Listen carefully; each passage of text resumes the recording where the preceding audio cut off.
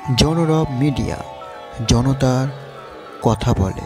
জনরব media থেকে শুক্লা গাঙ্গুলি। 11ই জানুয়ারি থেকে 15ই জানুয়ারি সাগর মেলার দৃশ্য আপনাদের তুলে ধরেছিলাম। সাগর সঙ্গমে বেশিরভাগই দিনই প্রতিবাদ করতে হয়েছে। কখনো বাস ভাড়া বৃদ্ধি প্রতিবাদে, কখনো পুলিশের অমানবিক ব্যবহারের জন্য।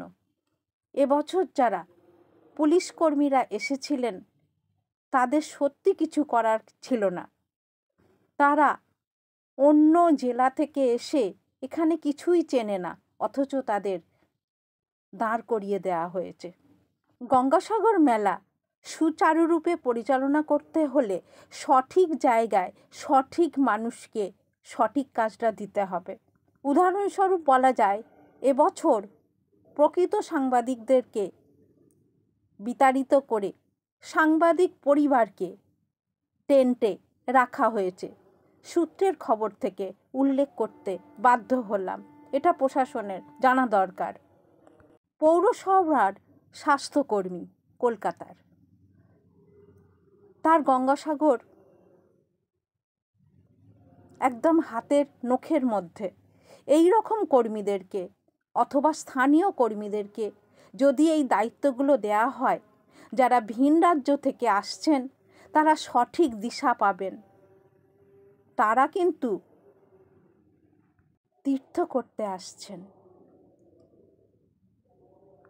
এবার চলুন শেষ পর্যায়ে সরাসরি কালী মন্দির, অর্থাৎ শ্মশান কালী।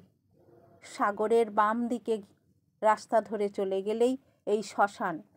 শ্মশানে কেউ আপন মনে গাঁজা টানছে, বা কেউ গাছের তলায় বসে সুরা পান করছে, কিন্তু কেউ কাউকে বিরক্ত করে না, কারণ এরা জানে এখানে এসে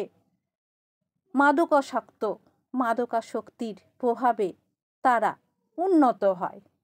আর যারা এসেছেন ভদ্রবেশী, তারা হোটেলে বসে, কোনো আশ্রমে বসে মদ পান করে সকালবেলা আবার যথারীতি ভদ্রবেশে দর্শন করেছেন সাগর। আবার কিছু সাংবাদিককে দেখা গেল বিভিন্ন স্থানের বধূরা যখন স্বল্প বসনে স্নান করছে, তাদের গোপন অঙ্গ ছবি তুলে ক্যামেরা বন্দি করার। তাদেরকে জানাই ধিক্কার। অবশ্যই দক্ষিণ 24 পরগনার ক্যামেরা বন্দি করা হয়েছে এবং সেই ছবি বিভিন্ন জায়গায় পোস্টও করেছেন। তিনি ভুলে গেছেন যে শ্মশানে যখন যেতে হবে তখন কিন্তু তার এই দেহের ছবি বা অন্যের নগ্ন ছবি কোনোই কাজে লাগবে না। জয় মহাকালেশ্বরের জয়, জয় শ্মশান কালীর জয়। আপনারা দেখছেন জনরব মিডিয়া। আবার আসছি।